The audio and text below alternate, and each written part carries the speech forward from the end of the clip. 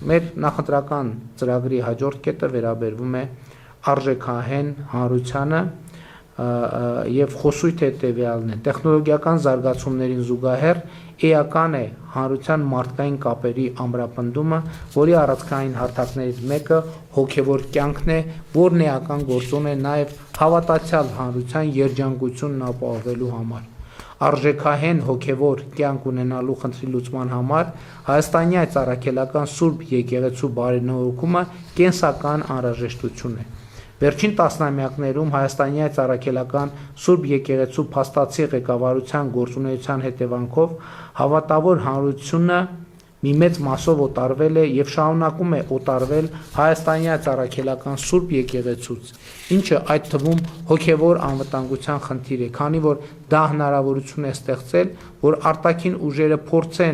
փորձ անեն հայաստանյա առաքելական Սուրբ եկեղեցին դարձնել Հայաստանի Հանրապետության անկախության, ինքնիշխանության դեմ հիբրիդային պայքարի հենատկետ։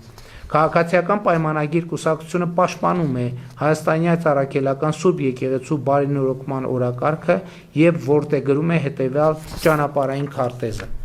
Ա. Հայաստանյա առաքելական Սուրբ եկեղեցու փաստացի պետի հեռացում, հանգստի կոչում։ Բ. Սահմանված կարգով կաթողիկոսական տեղապահի ընտրություն։ Գ. Հայաստանյա առաքելական Սուրբ եկեղեցու կանոնադրության ընդունում։ Կանոնադրությամբ պետք է սահմանվեն ամրագրված սկզբունքների պահպանման, ֆինանսական թափանցիկության եւ հոգեվորականների բարեվարկության ապահովման կառուցակարգեր։ Դ. Սահմանված կարգով ամենայն հայոց կաթողիկոսի ընտրություն։ Քաղաքացիական պայմանագիր կուսակցության ձևավորած խորհրդանական մեծամասնությունը եւ կառավարությունը ձեռնմուխ կլինեն հոգեվոր ծառայողներին սոցիալական երաշխիքների պետական համակարգում ներառելու։ Միևնույն ժամանակ քաղաքացիական պայմանագիր կուսակցությունը հարգում է բոլոր քաղաքացիների դավանանքի եւ կրոնական համոզմունքների ազատությունը ու վերահաստատում, որ Հայաստանի Հանրապետությունն աշխարհիկ պետություն է, որտեղ սահմանադրության համաձայն կրոնական կազմակերպությունները անջատ են պետությունից։ Հայաստանյաց առաքելական Սուրբ եկեղեցու բարենորոգման օրակարգը ծառայում է եկեղեցին քաղաքականությունից դուրս բերելու միջոցով Հայաստանի Հանրապետության սահմանադրական կարգի լիարժեք վերականգնմանը։ Ես ուզում եմ մեկնաբանել նաև այս խոսույթը, որի մասին մենք նախորդող շրջանում շատ ենք խոսել, ընդհանրապես շատ խոսվում է եկեղեցին պետությունից անջատ լինելու մասին եւ ես դրա լիարժեք կողմնակիցն եմ, բայց ուզում եմ երկու հանգամանքի վրա մեր բոլորի ուշադրությունը հրավիրել։ Եկեղեցուն անջատ է պետությունից, բայց եկեղեցին չի կարող դուրս լինել պետությունից եւ ավելին, եկեղեցին չի կարող պետություն լինել պետության մեջ։ Եվ երկրորդը շատ է խոսվում նրա մասին, որ օրինակ այս պրոցեսները բարենորոգման օրակարգը եկեղեցու դեմ է։ Ընդհակառակը բարենորոգման օրակարգը հանուն եկեղեցու է։ Բայց նաև մենք պետք է հասկանանք ինչ է եկեղեցին համաձայն քրիստոնեական տեսության, համաձայն նոր կտակարանի։ Եկեղեցին առաջին հերթին հավատացյալ համայնքն է, ժողովուրդն է, մարդիկ են եկեղեցին։ Այո, հոգևոր սպասավորները եկեղեցու մաս են, բայց հոգևոր սպասավորները եկեղեցին չեն։ Եկեղեցին ժողովուրդն է, որովհետև Հիսուս Քրիստոսը ասում է այնտեղ, որտեղ իմ անունով 3 հոգի կհավաքվեն, դա է եկեղեցին։ Եվ խնդիրն այն է, որ եկեղեցու գործող գլխի գործունեության արդյունքում եկեղեցի ժողովուրդ կապը գնալով ավելի ու ավելի թուլանում է։ Հայաստանում հոգևոր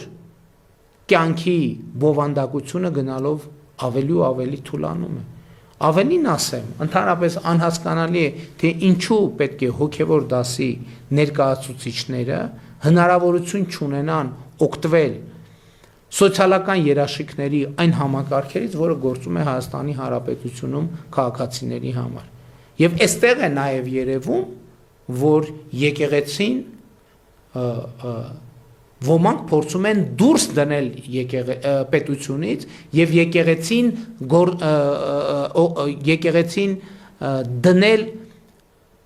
պետության ներսում տրամաբանության մեջ, ինչը բացարձակապես անընդունելի է։ Եվ ըստ էության վերջին համարյա մի տարվա ընթացքում, սիրելի քաղաքացիներ, ըստ էման բոլոր հնարավոր դիտանկյուններից դիտարկվել է եւ հիմա հարց է թե ինչու է հարցը արծարծվում առաջիկա ընտրությունների համատեքստում։ Եվ ինչու ենք մենք դիմում ժողովրդին։ Մենք դիմում ենք ժողովրդին, որովհետև այո, եկեղեցին առաջին հերթին ժողովուրդն է եւ ընտրություններն էլ մեծ հաշվով դատ են այն իմաստով, որ ժողովրդի վերջո պետք է եւ ժողովրդի ինչ այլոց նաեւ իրավակարգի եւ ընդհանրապես որպես լեգիտիմության հիմնական աղբյուր ժողովուրդը նաեւ դատավոր է եւ ժողովուրդը առաջիկա ընտրություններում պետքա նաեւ արդար դատարանի։ Տեսեք, մենք խոսում ենք այդքան արդարության եւ արդարադատության մասին, բայց առաջին դատավորը, որը պարտավոր է եւ ենթադրում է, որ պետքա լինի արդար, հենց քաղաքացին է, ժողովուրդը, եւ ամեն ընտրություն իմիջայլոց նաեւ դատ է։ Եվ առաջիկա ընտրությունները նույնպես դատ են լինելու նախորդող ողջ շրջանի քաղաքական գործունեության վերաբերյալ եւ քաղաքական մեծամասնության եւ մյուս քաղաքական ուժերի եւ ընդհանրապես հայաստանյան օրակարգերի։ Իսկ նաեւ պետքա Հայաստանի Հանրապետության քաղաքացիները պատասխանեն այս հարցին։ Իսկ ինչքանով է իրենց համար ընդունելի, որ Կտրիչ Ներսիսյանը Հայաստանի Հանրապետությունում արդեն բավականին երկար ժամանակ եկեղեցին դարձրել է քաղաքական կուսակցություն։ Եկեղեցին ըստ էության պաշտոնապես ամբողջությամբ զբաղված է քաղաքական գործունեությամբ։ Հոգևոր քարոզները թողած զբաղված են քաղաքական քարոզներով եւ ընդ որում այդ թվում մարդիկ շատ հաճախ անցել են եւ անցնում են օրենքի գծերը սրանից բխող բոլոր հետևանքներով։ Հաջորդ խնդիրը կա, մենք այդքան խոսում ենք արժեքահենք հանրությունից եւ անդադ բողոքում ենք, որ մեր հանրությունը բավարար չափով արժեքահենք չէ։ Ինչպես է դա հնարավոր։ Ինչպես է հնարավոր ունենալ արժեքահենք հանրություն, եթե մեր սրբոցը Մայրաթոր Սուրբ Էջմիածինը աղտոտված է արդեն ձեր ախտահարված է ձեզ բոլորիդ հայտնի հանգամանքներով։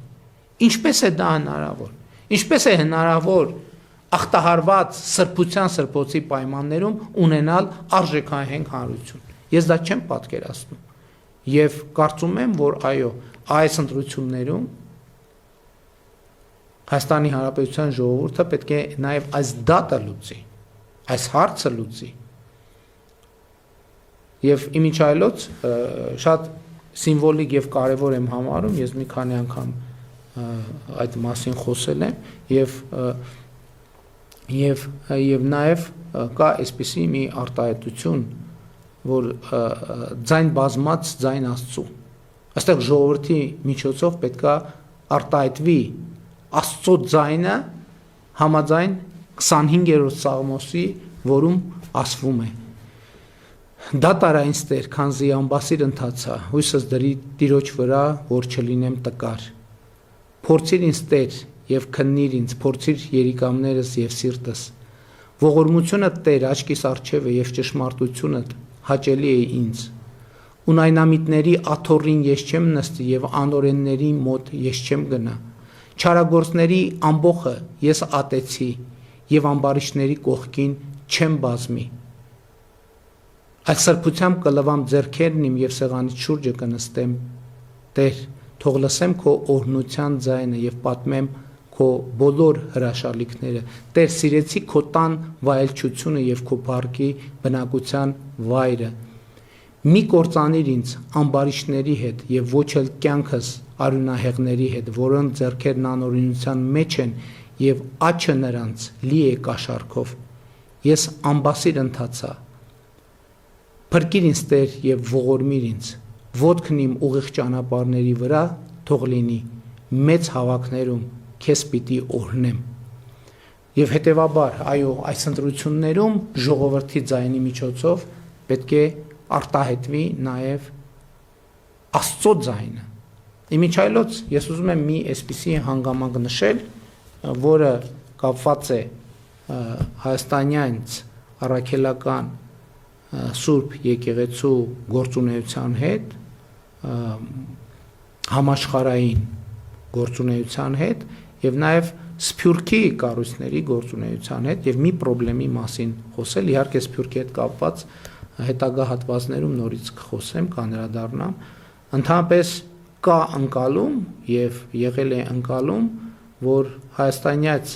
առաքելական Սուրբ եկեղեցին իր աշխարհասփյուռ թեմերով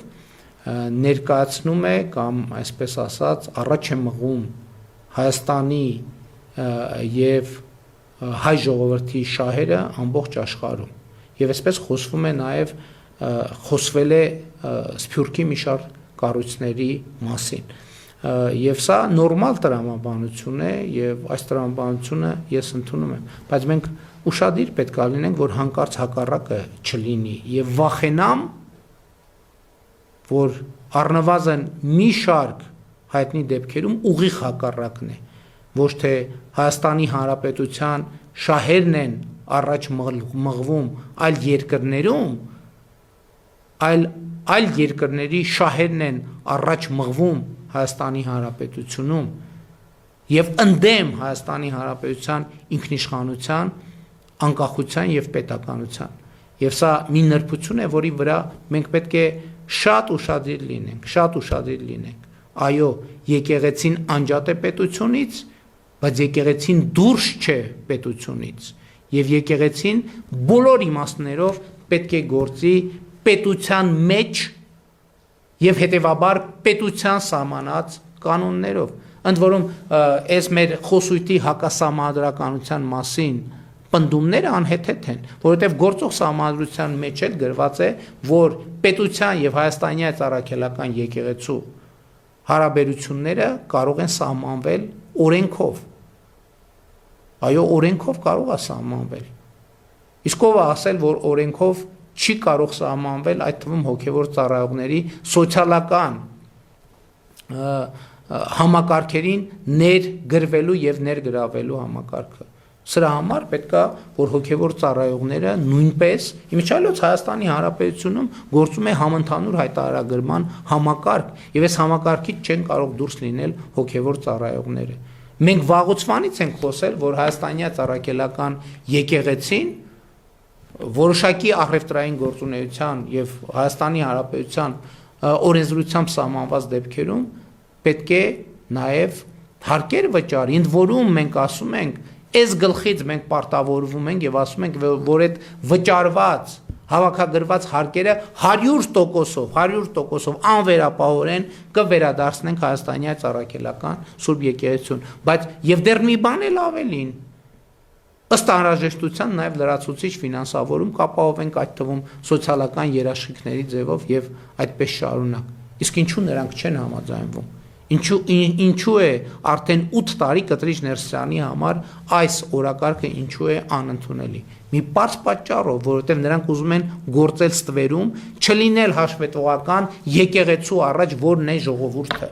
Եկեղեցին ժողովուրդն է, սիրելի ժողովուրդ։ Եկեղեցին ժողովուրդն է։ Եկեղեցին Կտրիչ Ներսիսյանը չի եւ երբեք չի եղել։ Երբեք որևէ կաթողիկոս չի եղել եկեղեցին։ Կաթողիկոսը եղել է եւ պետք է լինի եկեղեցու մաս, բայց եկեղեցին առաջին հերթին ժողովուրդն է, հավատացյալ հանրությունը եւ ես հույս ունեմ, ես համոզված եմ, այսինքն, որ ժողովուրդը որպես Աստծո ձայնի կրող համաձայն 25-րդ Սաղմոսի այդ թվում էս հարցում իր դատը կանի 2026 թվականի հունիսի 7-ին